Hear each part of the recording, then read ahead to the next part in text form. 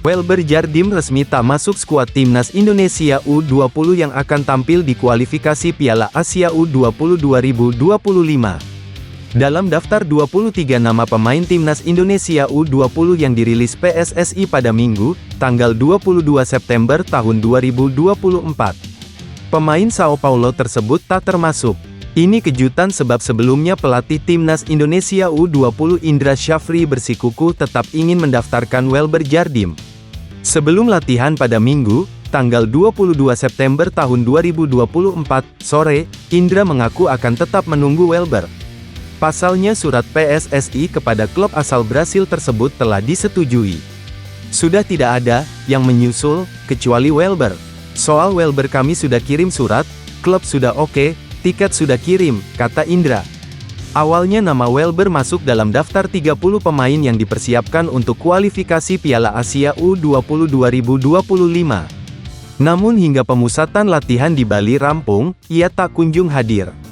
Sebelum itu nama Welber juga tak masuk dalam pemusatan latihan di Korea Selatan.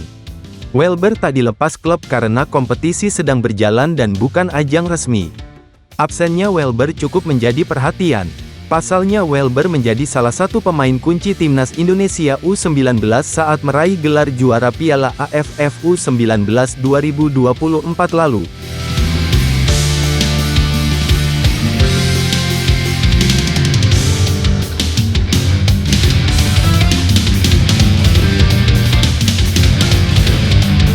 Calon pemain timnas Indonesia, Miss Hilges memberikan jawaban berkelas soal keputusannya untuk naturalisasi WNI. Di usianya yang baru 23 tahun, Miss Hilges digadang-gadang menjadi mimpi buruk bagi lawan timnas Indonesia. Miss Hilges pun mendapatkan pertanyaan soal alasannya untuk memilih naturalisasi dan tak menunggu panggilan dari pelatih Belanda, Ronald Koeman. Saya sudah berpikir soal itu dan orang-orang di sekitar saya pun demikian. Saya pikir Indonesia adalah negara besar di mana darah saya dan keluarga saya mengalir deras, kata Miss Hilges.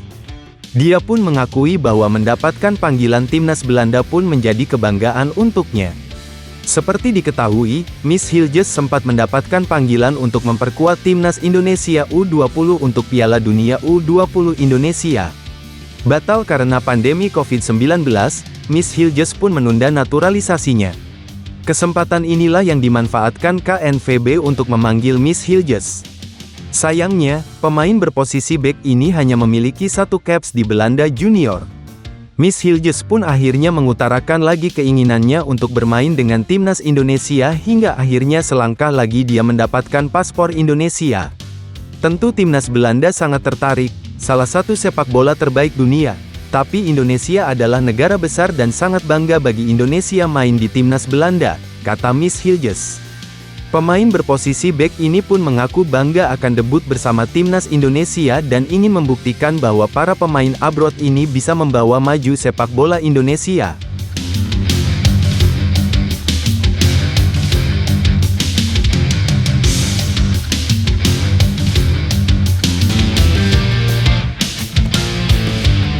PSSI sudah sejak lama mulai menaturalisasi sejumlah pemain. Program ini bermula pada tahun 2010 silam saat Christian Gonzalez dan Irfan Bahdim. Kini sejumlah talenta muda berbakat yang memiliki darah keturunan Indonesia seperti Justin Hubner, Nathan Chuaon, Ivar Jenner dan Rafael Struijk menghiasi skuad Garuda. Tak hanya itu, pemain-pemain berpengalaman seperti Jay Izes, Tom Haye, Ragnar Oratmangun, Kelvin Verdong, hingga Sandy Walsh pun menjadi andalan pelatih Sintayong di timnas Indonesia saat ini. Bahkan kini PSSI terus berusaha menambah amunisi pemain naturalisasi di mana kini tengah memproses dua pemain keturunan baru yakni Miss Hilges dan Eleanor Reijenders untuk segera menjadi WNI. Terkait banyaknya pemain naturalisasi asal Belanda, Federasi Sepak Bola Negeri Kincir Angin itu, yakni KNVB ternyata pernah buka suara. Pada acara Oranye Indonesia Festival pada bulan September tahun 2022 lalu, Sekretaris Jenderal KNVB, Gis De Jong, pun menyampaikan tanggapannya terkait hal tersebut. Meski dirinya tidak mempermasalahkan proses naturalisasi yang dilakukan oleh PSSI, namun De Jong berharap kalau PSSI tidak terlalu sering menaturalisasi pemain asal Belanda. Mark Klok salah satu contohnya, Dia tadinya pemain asal Belanda sekarang memperkuat timnas Indonesia tentu bagus tapi jangan banyak-banyak, ucap Guus de Jong. Ya tentu itu hal bagus, tapi jangan banyak-banyak, sambungnya. Terlepas dari semua itu, kehadiran pemain naturalisasi di skuad timnas Indonesia terbukti berhasil membuat skuad Garuda semakin kuat. Kombinasi pemain naturalisasi dan lokal yang dilakukan Sintayong terbukti berhasil dan perlahan timnas Indonesia kini mulai menunjukkan kekuatannya di level Asia Tenggara dan juga Asia. Bahkan sekarang sudah diproyeksikan untuk mampu bermain di level dunia.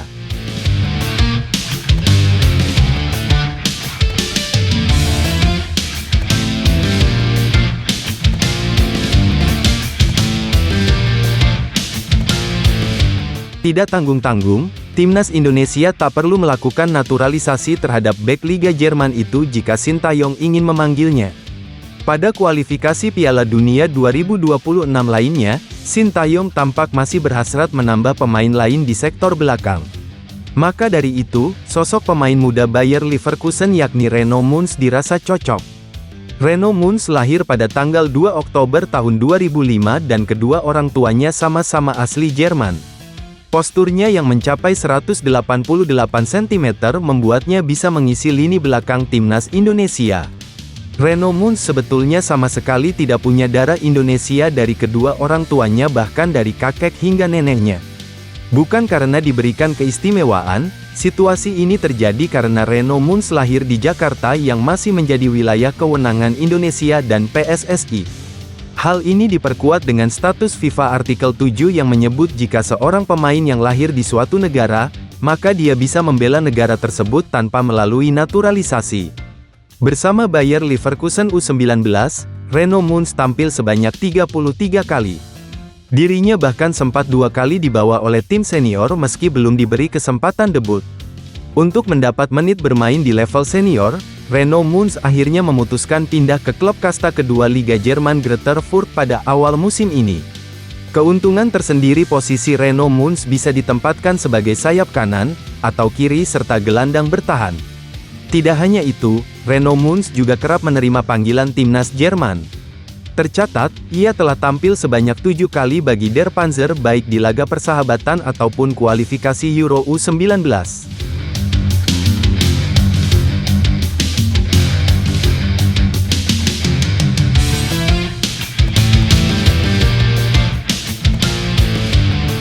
Presiden Asosiasi Sepak Bola Thailand Nguyen Van Lam Sam atau yang lebih dikenal dengan nama Madam Pang menyinggung kekuatan timnas Indonesia jelang Piala AFF, atau yang kini memiliki nama baru ASEAN Championship.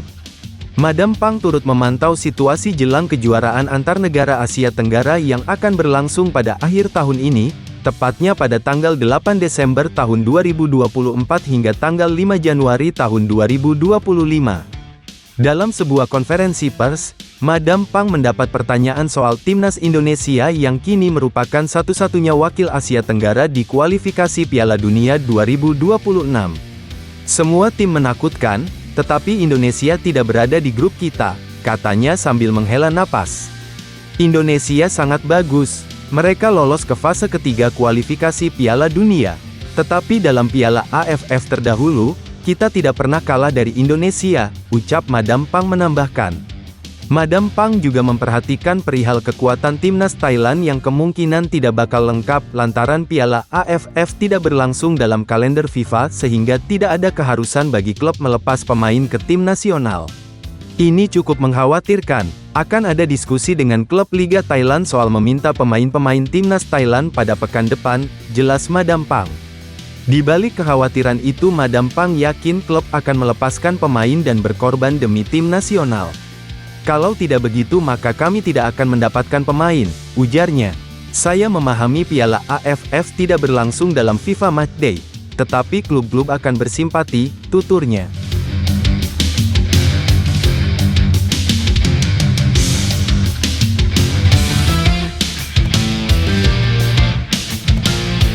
Duel melawan timnas Indonesia menjadi laga terakhir Graham Arnold sebagai pelatih timnas Australia. Pria berusia 61 tahun itu telah memutuskan mundur dari posisinya sebagai pelatih kepala Australia. Australia mendapat hasil yang buruk pada dua laga awal di grup C kualifikasi Piala Dunia 2026 zona Asia. Setelah kalah 0-1 dari Bahrain di kandang sendiri, dan bermain imbang 0-0 lawan timnas Indonesia.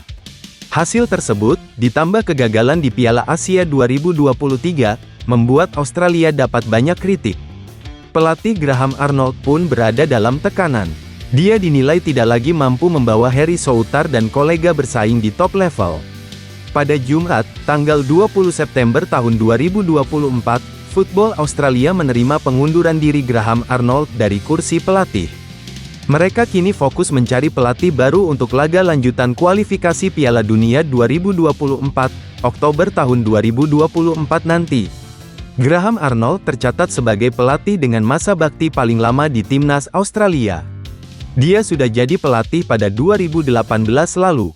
Graham Arnold membawa Australia lolos ke Piala Dunia 2022 Qatar. Mereka mampu lolos ke babak 16 besar, sebelum kalah dari Argentina dengan skor 1-2. Kepergian Graham Arnold menandai berakhirnya era sepak bola Australia. Kontribusinya terhadap olahraga dan Subway Socceroos dapat dilihat oleh semua orang, ucap CEO Football Australia, James Johnson. Di bawah kepemimpinan Graham, kami mencapai tonggak sejarah luar biasa yang mengangkat sepak bola Australia di panggung global. Semangat dan dedikasi Graham telah meninggalkan jejak yang tak terhapuskan pada tim dan sepak bola Australia, sambungnya.